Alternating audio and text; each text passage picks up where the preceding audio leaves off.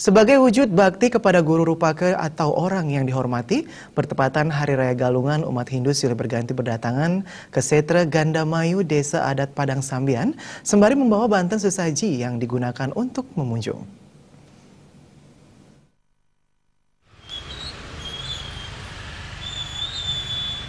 Di Hari Raya Suci Galungan ini, dari subuh warga sudah mulai melakukan aktivitas persembahyangan baik di pura maupun merajan masing-masing.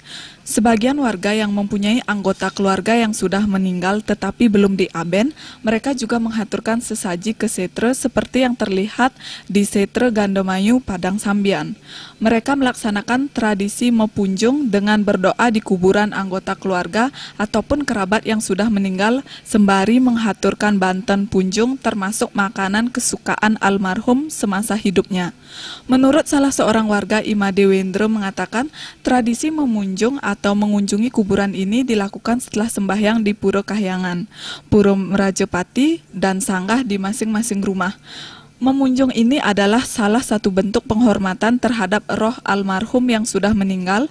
Selain itu juga sebagai wujud bakti terhadap guru rupake atau yang ditujukan dengan menghaturkan banten dan berdoa di kuburan atau setre.